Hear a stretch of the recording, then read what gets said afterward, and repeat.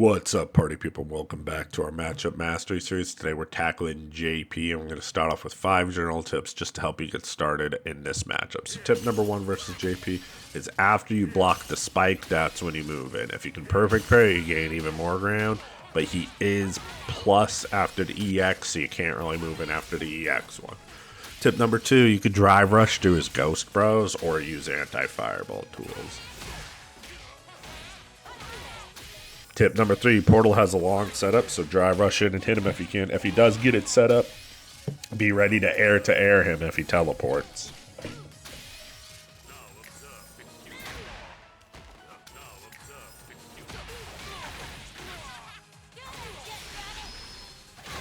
Tip number 4, lots of JPs in strings with the Streebog, or especially the heavy one, and you can DI the heavy one on reaction.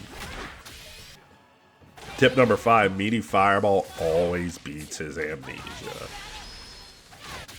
More tips in the full video. If you guys want to check that out, it should be in the description. Nice little link for you. Hit that and learn some more about JP and how to beat him. See you guys over there. Let's talk about optimal range versus JP. So JP excels at the furthest to the far mid-range. So pressuring his face and pressuring him where he can't spike you is a good range, rule of thumb. He still has good mid-range pokes though, which are pretty fast and really good, but they don't do a lot of damage unless he counter hits you, except for the standing heavy punch and the standing medium kick, which he can convert these into a lot of damage, so watch out for those.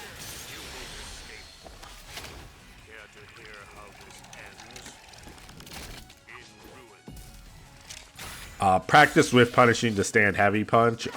For whiff punishing it, if he whiffs it, you actually got time to take a step forward and still punish him. So if he's swinging this thing, make sure you're getting good damage off him if he's whiffing it. JP also has a strong drive rush at this range, although it's not the fastest, so you can punish it pretty easily.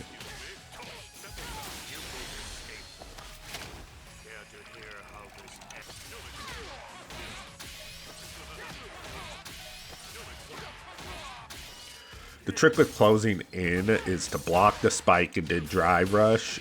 Some characters have slower drive rushes though, so jumping or approaching here is still key. Parry Portal at the furthest range or be ready to anti him. Pretty much parry if you see more ghost and stuff coming your way. If not, be ready to jump in the air and air him.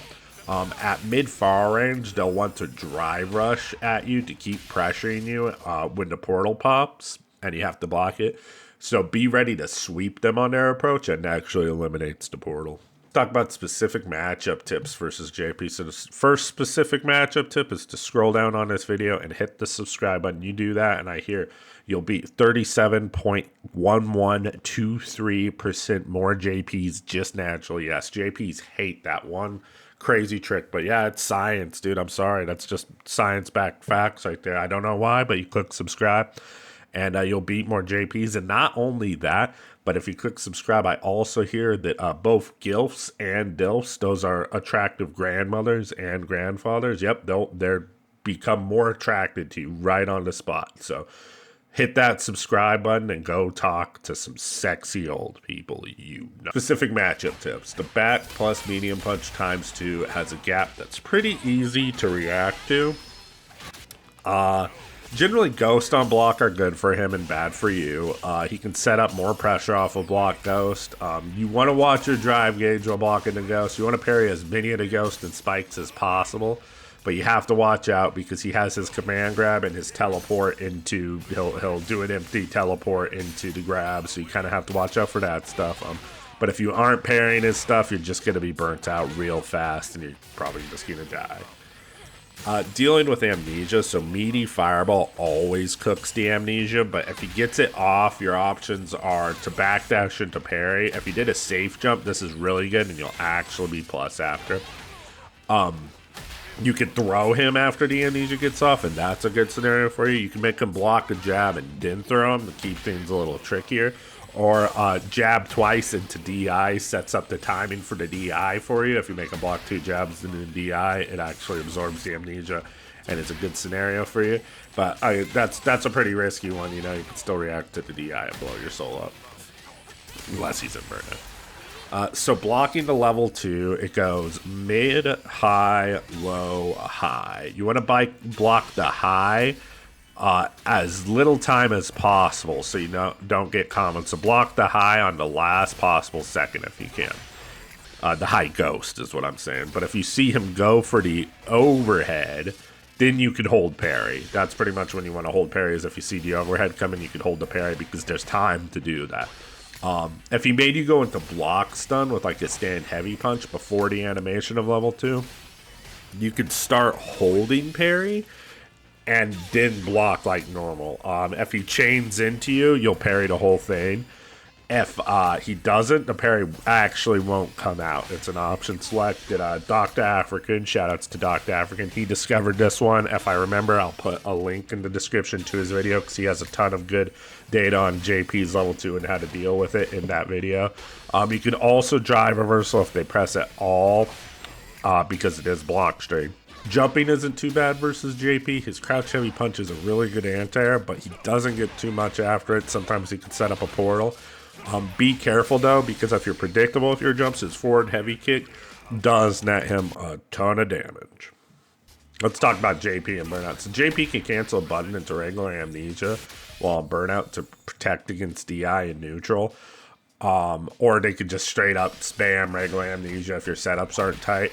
Or at, like in that same scenario, whenever like they make you block or you absorb a standing heavy punch with this DI, he can go for the amnesia, or he can go into level 1 or level 3 if he thinks it's gonna kill you or something. Gets a lot of damage. Kind of have to watch out for that. But the general rule is you make him block something first and then you DI him.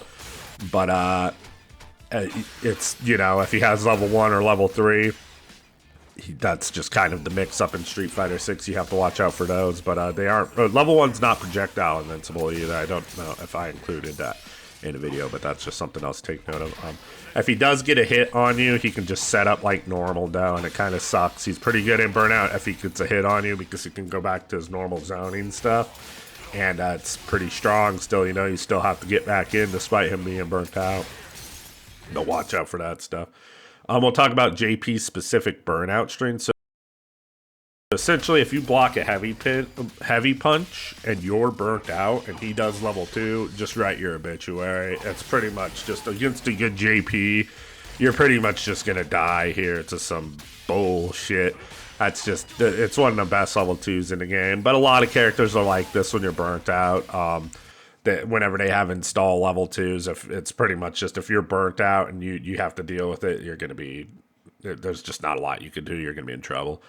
In the corner, he does have a loop. He can do standing medium kick into EX Ghost into heavy Streebog, and it is a true string, and he can loop this over and over again and chip you to death.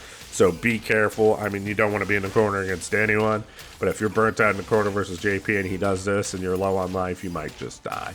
So watch out for that one. It is expensive for him though, so if you don't die, it might work out for you. So that being said, party people, I am the Depressed Gamer. I need you all to be good to yourselves. Please like, comment, subscribe. You gotta keep on struggling out there. I know it's hard for all of us. And I will see you in the next Matchup Mastery video.